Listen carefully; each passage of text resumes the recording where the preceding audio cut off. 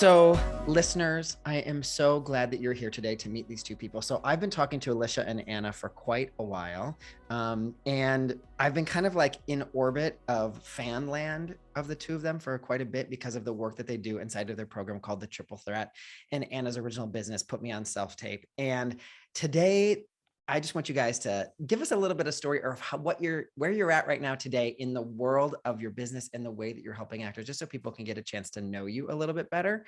Because obviously I've already introduced you, but to see where we are today on this day, which is, June 29th, as we're moving through the middle of the summer, what's the weather report that you see from people doing self-tapes right now? Whichever one of you wants to start. Ooh, they're not going away, guys. They're not going away. The great thing about the new Triple Threat that we wanted to do was to build an online community for business, craft, and tech, because we can't just be an actor anymore. Really, even in our Rise sessions, when we communicate with what's going on in the world, you can't just show up and wait for an audition anymore as a self-tape. You have to be creating your own content.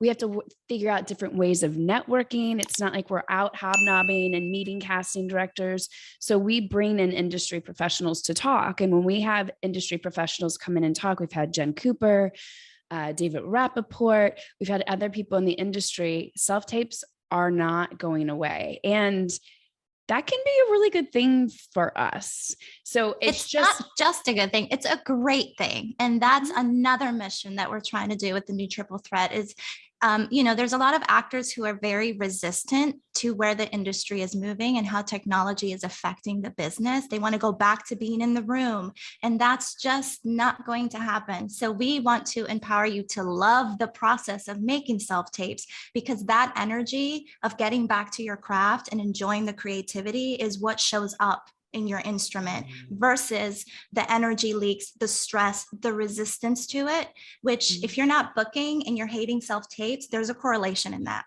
Yeah. Well, and also the loop has changed, you guys. So as an actor, we used to go in the room, we would get immediate validation or kind of a dismissive validation. Okay, great, thanks. But at least there was interaction, right? Or we'd get like, oh, thank you so much. Or let's redirect.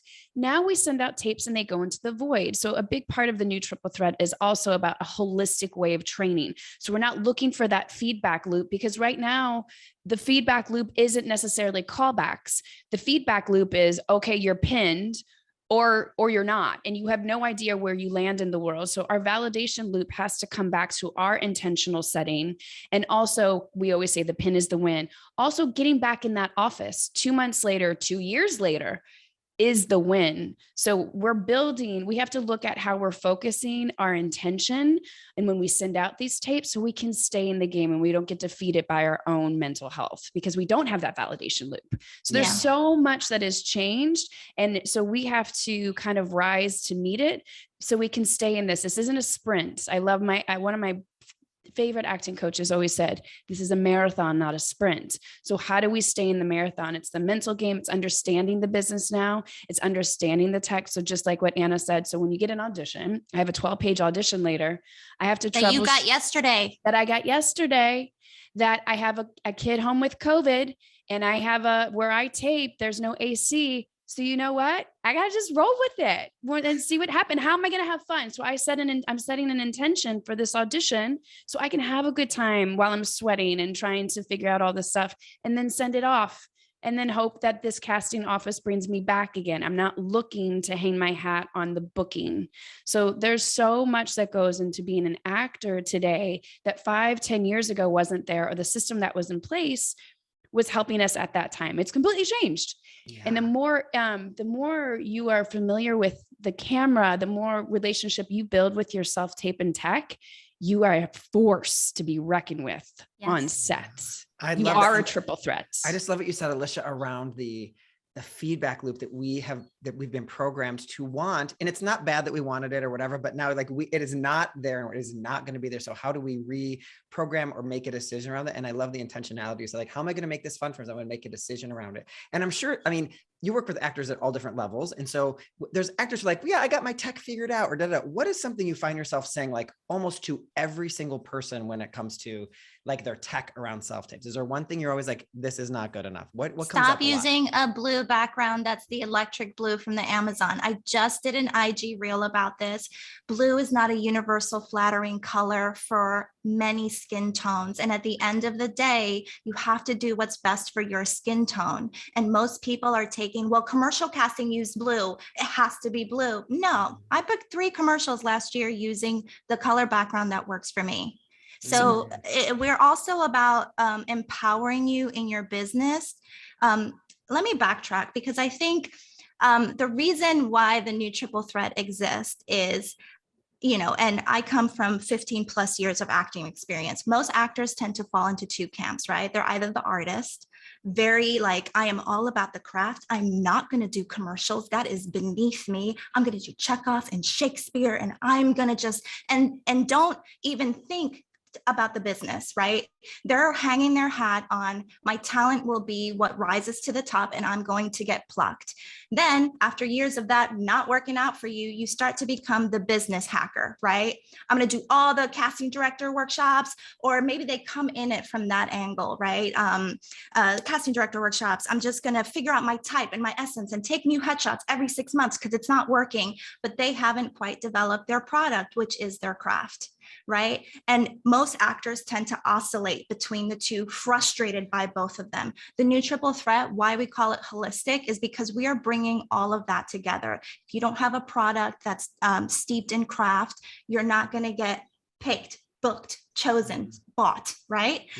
But if you don't understand the business, it's going to create a lot of mental mindset issues with how you approach your craft, because you're going to be frustrated by not understanding, hey, my type right now, maybe it's not in vogue. There's not a lot of shows out there, but then you're not getting auditions, but then you're stressed because now you're thinking it's your lack of talent.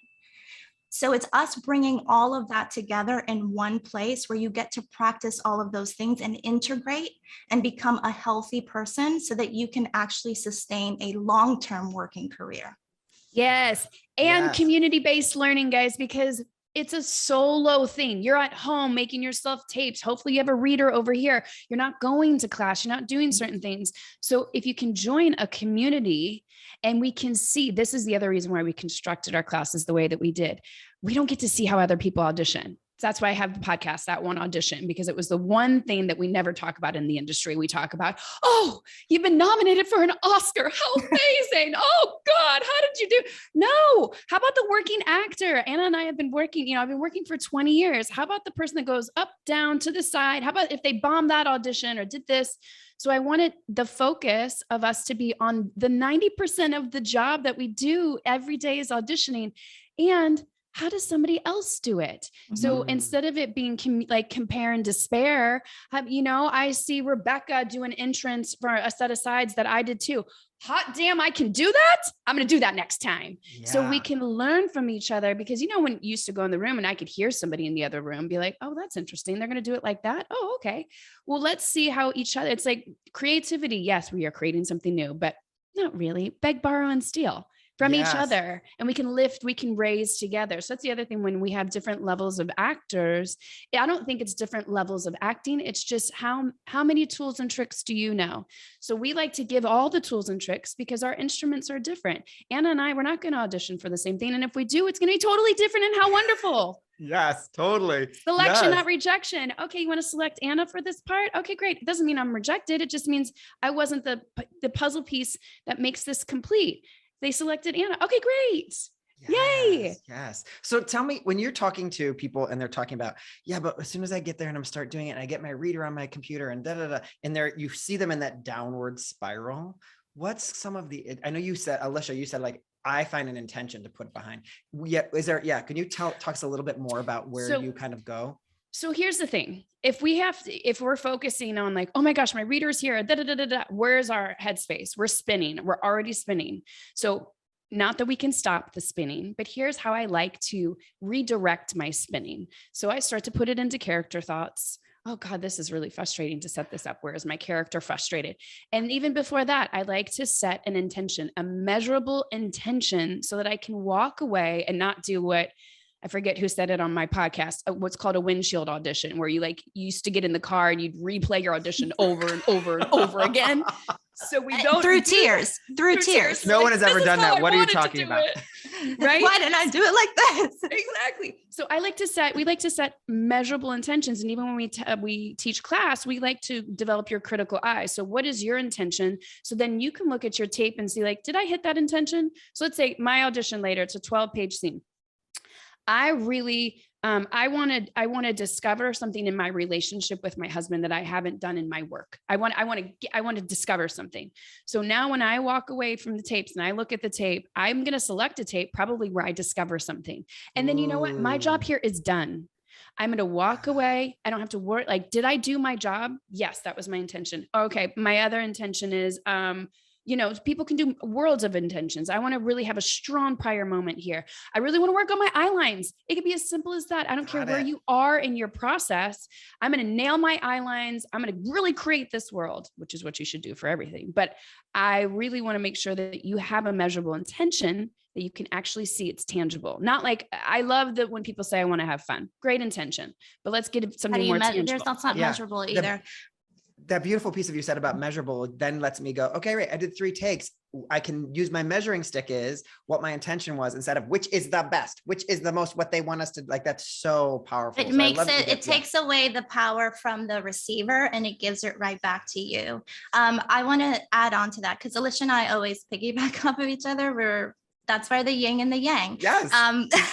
So part of that is that's why we have the pop-ups, which we're going to do a model of it today for your community, because you don't know where you are on the staircase until you get that feedback, right? So our students, our members will bring in their measurable intentions. And a lot of times we have to tweak it, right? Let's make this more effective. Here's where you did great. Now you're ready for that next measurable intention. So you need someone, an outside eye. That's why we have directors. Sorry. Can I just say one more? Because you asked about the tech. Yeah. Because I'm the tech mama, right? Yeah. So here's the thing. When you get into that downward spiral of you're in the audition and the reader's not working and you're stressed out, it's because you haven't practiced. Tech takes practice in order for it to be easy. If you have an afternoon where you're not doing anything, get yourself, set it up. Play with lighting, play with it. Ask your friend to jump on and be your reader so that when the pressure of an audition is up, that is no longer something that you're thinking about. And I think a lot of the time, especially actors who maybe go out once a month or twice a month, that's the only time that they're taking out their self-tape studio. Ooh. Again, why we have the course that has self-tape practice throughout all of our courses. So you don't necessarily need to be in the live class to jump in and say, I'm going to go into a module on master your self-tape and work on a self-tape today. Yes. Mm-hmm. Yes. And practice how you play. Yeah. Practice how you play. That's so good. And I think so. I'll just share with everyone. I had like a print/commercial audition like a year ago. And my agent was, and I don't do anything. I was like, my agent's a really good friend. I was like, fine. I was like $15,000 job. I'm like, okay, I'll do it. I wanted to jump off every cliff. It was the most miserable experience of my life. I was like, and this is why I help actors and I don't be one, but I also became very keenly aware of, you don't have this room is not set up to do self-tape, right? So like, if this is why it's so different, I was like, this is why we need to have practice where this is not where we sweat. We sweat over, this character feels so close to me. I can't wait to do it so well. I can't wait to find something. And like, that's where we want to sweat over. And I don't even mean sweat, but like, we want to put our energy there. Yes. And so I love that you said to practice the tech, because I think that's a place where a lot of people practice my sides, my choices, what's going on, intention, blah, blah, blah, blah, but less on, let me just make these not so pressurized let me do the recipe at least a few times before I serve it for a dinner.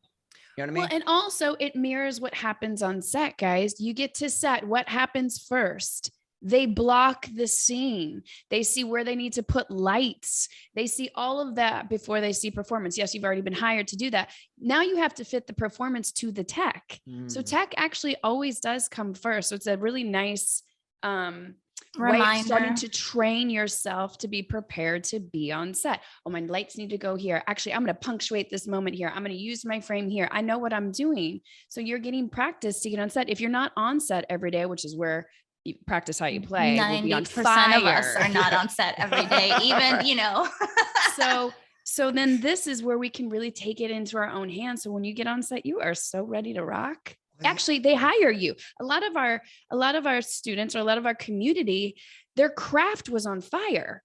It was the tech. And now they got the tech, and people are hiring them left and right because they're seeing these tapes that they could just plop into the episode or plop into the movie because they understand the tech now. I talk a lot about what you just said, Alyshia, lit up so many things for me, because I talk a lot about how this business is very evidence-based right now. You need to show us that you can do it. Your resume is great, but actually do you have a tape showing me you can do that? And what you just described is you may be sitting on great, I know everyone here is fabulously talented and trained. You're like sitting on that talent because the tech isn't matching where you are at. And you in that magic dance you have to do between the two feels so important. I wanted to ask you something, because you brought this up a minute ago, and it was when you said having on the staircase where you're talking like where people have to tweak. Can you speak a little bit more what you mean about that, and in terms of like how the intention might change, or what you mean by that? Yeah, so in our community, we talk a lot about the staircase analogy, and we find that a lot of the times actors want to jump landings, and that's too broad of a jump, right? They want to be like, great, I'm an actor. Tomorrow, I want to book my series regular role. I'm ready for it. Yeah. The staircase is, okay, no, let's focus on that first step. Do you understand story? Are you able to do the script analysis on the page to know what's the job of moving plot forward first? Then can you fold in character choices that enhance your essing and bring your point of view? Great. So we are constantly measuring students on where they are on that staircase and helping them get to the next step, not landings. Because if you make a goal that's too far reaching for you, you will let that goal go. Yeah. You will lose confidence. It needs to be attainable and measurable so that you stay invested, encouraged, inspired. And so that's the staircase analogy that we bring to our community. I love it because what I'm not hearing is I want to make sure nobody mishears what Anna just said now. You're not allowed to want that. You're not allowed to desire that. You're not allowed to have a vision of that's where you might be someday. But what we're allowed to say is, great, where you are in your craft right now, does it match the vision of the acting that you have? Like, are we able to fill in on those stairs? So you're allowed to say, I want to be a series regular someday. Great. Awesome. And now we go, great. That is up there, top of the staircase for you. Let's see what step you're on right now, so we can work towards that. Right now, let's get this, whatever role it is. Because I really think a lot of actors can like dream small, which is not what I think you're saying. You're not saying you have to be a co-star forever. You have to have 15 co-stars and then you can try to get a guest star. You're not saying it's what you're saying is this is about how your craft fits into how well you can do that. Yes, we love, this was given to me by a lovely therapist about how the brain works. You're unconsciously unskilled, meaning you don't know what you don't know. And then when you start practicing something, you are consciously unskilled. Now you're aware of like, oh, wow, I don't know what I'm doing. And then we're going to get to a consciously skilled place where it's like, okay, I'm practicing the tools. I'm really practicing. I'm practicing my tech. I'm figuring this out. Eventually we want to get to Michael Jordan status where we're unconsciously skilled, meaning as soon as an audition comes in, oh, this is a horror film. I can't wait to do the kiss or kill frame. Oh my God, my lights are going to go here and da, da, da, da. And then you do things. Now you're playing. Now you're in flow. Yeah. But that cycle constantly works all the time, no matter where you are in your working, actor status. I'm 20 years in. Every year I like to set a new intention. Last year, my intention was dialects. Every single audition I did a dialect, whether it called for it or not. Oh, it's Ohio. I wanted to see in this little pocket of Ohio, what is dialects? But that was for me to go up the stairs. So you get to look at where you are in your craft. And the more you understand your instrument, how you present and where you are, the faster you'll get to the unconsciously skilled place. Oh, I love that so much. Do you find that sometimes you'll be working with an actor and like this part is consciously unskilled and this part really, we're missing this? Like it's almost like it depends on the neighborhood we're in of what the scene is about or something? Totally. Yeah. And nobody is bad. Again, we just don't know what we don't know. So, now you learn it, and then it's going to be clunky for a little bit. If anybody's parents in here, when your kid learns how to crawl, they take a long time to do that. When they stand up to learn how to walk, they fall down a lot. Nobody just gets up and does something. Michael Jordan didn't just all of a sudden be Michael Jordan. He was practicing and practicing and practicing. So I think there's this illusion and creativity of overnight successes, or my instincts are going to get me through. It might get you through for a job, not for a career. Yeah. That underline that right there, people. That right there is a big one. Yeah. I love that. And like Meryl Streep has her own staircase, right? A lot of the times too, people think, well, I've studied this much, I'm done. If that's your mindset, you're not an artist, because an artist is about curiosity. And that's what's taking you through the staircase. What am I curious about? What else can I grow? What other level of my instrument can I unlock? Yeah. Mm-hmm.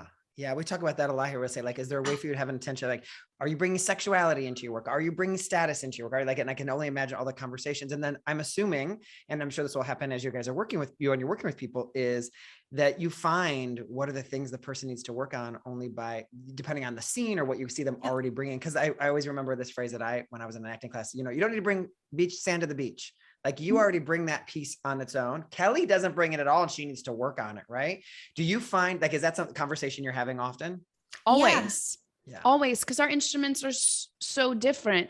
Not to get vulgar, I have resting bitch face. I have to do nothing to play a bitch. I have sharp features. So I know myself. And if I get something where I'm like, oh God, sassy, I do nothing other than just present.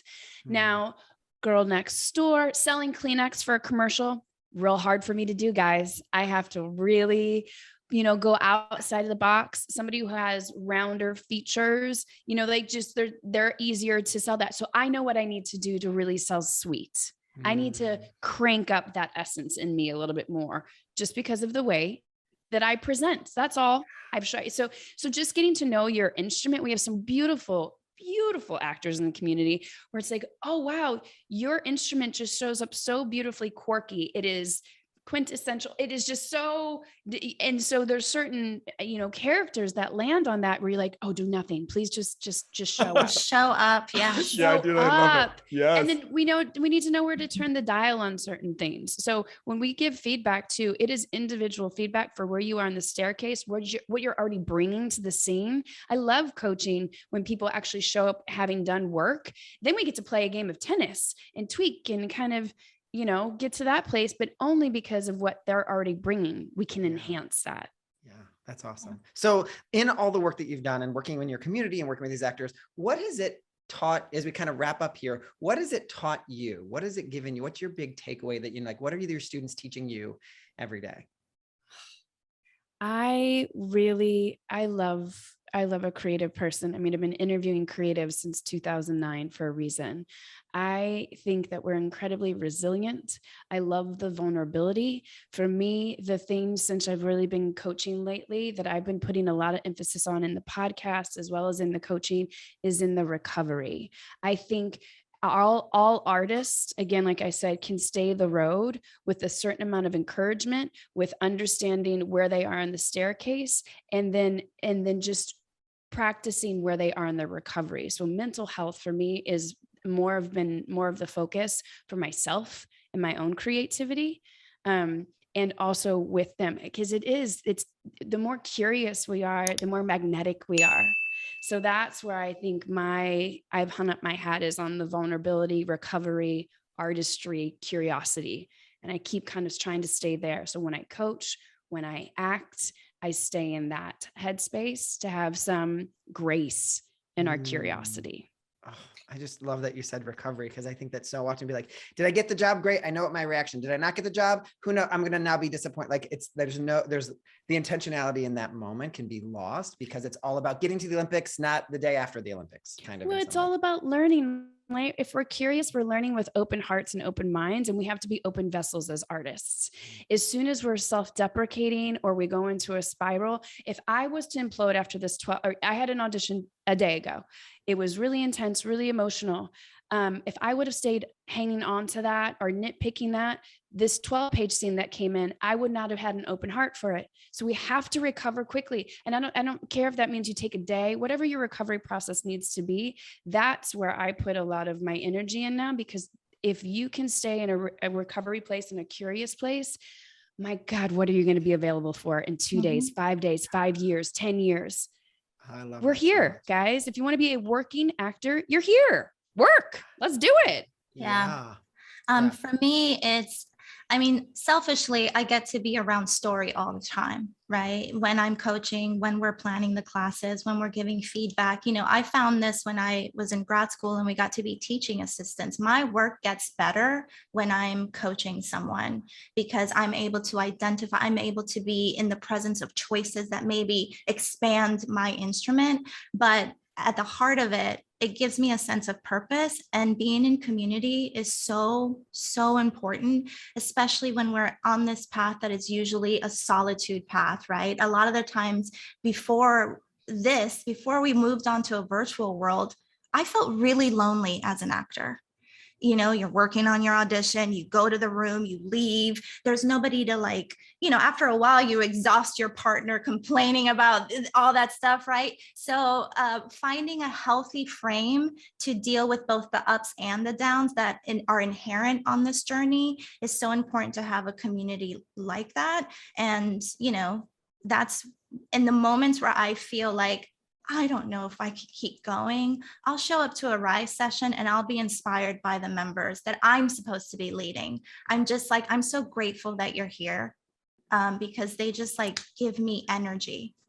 I love that so much. I mean, that's just the and sign. creativity is collaborative. So we have to collaborate. So that's a big part of it too, is learning how to be collaborative and coaching and how to help somebody support their creativity and not tarnish it in any way. Neither one of us adhere to the abuse that has to happen in order for your instrument to show up. I'd like to reward your instrument to show up more. And how does creativity blossom? Openness. Yes. Openness. Yes. I don't want you to shut down. I want you to expand. Yes. So I take great honor in being collaborative, and what an honor to get to see all of your creativity. It's true. For me, it's a true honor to watch somebody work. I love that. I don't think there's any better place that we could end today's conversation. I just want to thank you so much, because what I hear from the bottom of my heart, and for what I love about the work that you're doing, is there's so much dignity given to the people who are working with you, that we are not here to let's pull up all that emotional stuff. We've heard of so many acting coaches and teachers in this place where it can become that kind of, this is the right way and this is the wrong way. And I just hear so much ebullient energy for rewarding your uniqueness, your individuality, all of those pieces. Yeah. And I want to say one other thing too. I think it's really, really important that who you're learning from is in the trenches with you. So Anna and I, being working actors and having different opportunities, having different experience, either in, training in a conservatory, being on set, whatever it might be, we're in the ground, we're working with you, which is why when we show up for the Rise sessions or where we're doing certain things, we're in it too. So it's collective, it's present. It's the information that we're working on and giving is what's happening in the industry currently. Yes. Because we're also living it with you and trying to troubleshoot anything that we might encounter that's really difficult that we can encounter as a community. Great. Yes. I love that. I love that. So I know there are people who are listening right now who want to know, how can I find out more about them? Where can I follow them? Can you tell everybody where to go do that stuff? Well, you can follow us on Instagram at Put Me On Self Tape. I post a bunch of Instagram reels with even more tips. So always follow us there. And wait, Anna is underselling herself, because these are better than tips, y'all. They're like lessons. They're full on, you are going to learn things and fall in love with her even more. So I just really go over to Put Me On Self Tape on Instagram. Grab your phone right now, wherever you're listening to this, and jump on. And our membership is at thenewtriplethreat.com. Right. And we will, of course, link to all of these things in the show notes. And Alyshia, please pump your podcast, because it's so special. And also That One Audition, it's a podcast interviewing all types of creatives on how they got to where they are through various audition stories. So That One Audition, and another season is coming soon. So it is not going away, but there's about 380 episodes, guys, that you can burn through. Everybody from Jason Momoa to Leslie Ann Brandt. It's a very diverse group of working actors and their journeys. And you can follow on at That One Audition or at Alyshia Ochse 2 on Instagram. I love it. I love it so much. And 300 episodes is no small shakes, you guys. There's some good stuff in there. So I really encourage you to go over there and start listening today. Thank you, ladies, so much for coming here. I've learned a lot. And I am so grateful for your time today. All right, y'all. Thanks for having us. For sure. Thank you.